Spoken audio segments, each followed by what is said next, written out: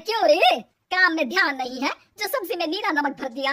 मुफ्त में रोटी तोड़ने की आदत पड़ी हुई है, ये सब यहाँ नहीं चलेगा। गलती हो गई माँ जी, माफ कर दीजिए। माफी चाहिए? चलो ठीक है, ये नमक भरी सारी सब्जी खत्म कर, कुछ भी फेंकना नहीं चाहिए, मिल जाएगी माफी। सुनैना की शादी कुछ महीनों पहले ही वासु से हुई है, जिसके बाद से उसकी जिंदगी इस नर्क में जल ही रही है। और अब यही सुनैना की आम जिंदगी है, जिसमें उसकी सास हर छोटी बात पर और कभी कभी तो बिना किसी बात के बस उसे परेशान कर खरी खोटी सुनाती ही रहती है। सुनैना, कल मुही कहाँ मरी हुई है, इधर तो आ। सास की आवाज सुन सुनैना भागती हुई उसके पास आती है। क्या हुआ माँ जी? अरे तुझे पता है मेरे पैरों में दर्द रहता है, तो मुझसे बदला लेने के लिए टीवी का रिमोट इतनी दूर रख दिया। अरे मुझे ज्यादा खड़ा कर पैर तुड़वाना चाहती है क्या? आज पूरा दिन तू एक पैर पर काम करेगी, अगर कहीं दूसरा पैर जमीन पर रखा तो मुझसे बुरा कोई नहीं होगा। सास और सुनैना की ये कहानी उसके ननद सिम्मी बहुत करीब से देख रही होती है, जिस वजह से उसके मन में ससुराल और सास के लिए डर बनने लगता है। इसी तरह दिन बीतते हैं। एक शाम वासु और सुनैना साथ बैठे होते हैं। क्या बात है, तुम दिन पर दिन कमजोर कैसे होती जा रही हो? नहीं तो आपको ऐसे ही लग रहा होगा, मैं बिल्कुल ठीक हूँ।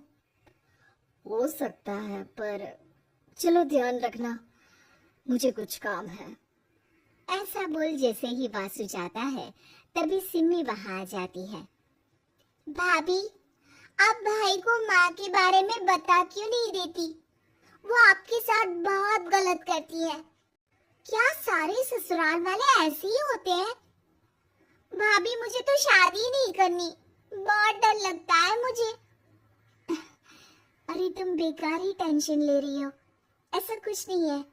मुझे पता है तुम्हारा ससुराल बहुत अच्छा है, इसलिए खुशी खुशी ससुराल की तैयारी करो। सिम्मी तो वहां से चली जाती है, लेकिन सुनैना उसकी बातों से सोच में पड़ जाती है। कुछ दिनों बाद सुनैना के मम्मी पापा और भाई उनके घर आते हैं, जिन्हें देख सास हैरान रह जाती है। आप लोग सुनैना से मिलने आए हैं? अरे बहू, देख तो तेरे मम्मी पापा आए हैं। जी नहीं, आज हम यहाँ लड़की नहीं लड़के वाले बनकर आए हैं। हाँ माँ, मैंने ही सिम्मी और शरद के रिश्ते की बात मम्मी पापा से की थी। शरद हमारी सिम्मी के लिए परफेक्ट है। बेटे की बात मानते हुए उसकी माँ रिश्ते के लिए मान जाती है, पर अब सिम्मी के मन में ससुराल का डर और ज्यादा बढ़ जाता है। जैसे यहाँ माँ भाभी पर जुल्म करती है, ये भी पक्का अपनी बेटी का बदला लेने के लिए ही मुझसे शादी कर रहे हैं। इसी सब के बीच देखते ही देखते सिम्मी शरद की शादी हो जाती है और सास के नाम से डरी सहमी सिम्मी ससुराल पहुंच जाती है। जहां पहुंचते ही वो डरते हुए बोलती है, मम्मी जी, मैं अभी पूरे घर का काम कर दूंगी और जॉब भी छोड़ दूंगी। जैसे आप कहोगी मैं सब कुछ वैसे ही करूंगी। अरे इतना डर क्यों रही हो? और अभी घर आई हो, कोई काम करने की जरूरत नहीं। नई शादी है, कुछ दिन आराम करो, घूमो फिरो। रही बात घर या जॉब की, तो वो तुम्हारी चॉइस है, कोई तुम्हें नहीं रोकेगा।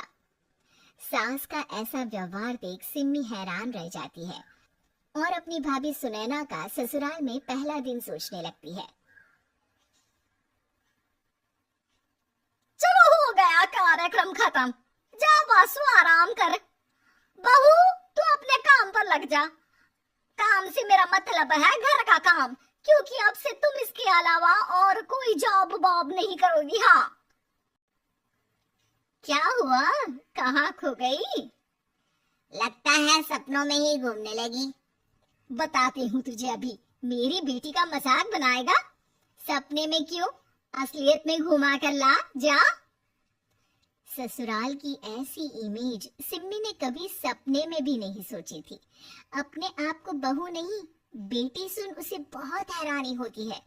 लेकिन जैसे जैसे समय बीतता है, तो अब सिम्मी को किसी भी जगह से ज्यादा ससुराल अच्छा लगने लगता है। एक दिन सिम्मी सबसे मिलने मायके आती है तो अपनी माँ को भाभी पर चिल्लाते हुए देखती है। अरे करमजली, अगर मुझे इतना ही पैसा खर्च करना होता तो तेरी जगह घर में नौकरानी ना रख लेती। तुझे लेकर आई जिससे नौकरानी का पैसा बचे, पर तू तो उससे भी ज्यादा खर्चा करा रही है।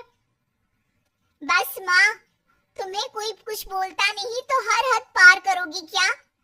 अगर यही सब मेरी सास करे तो?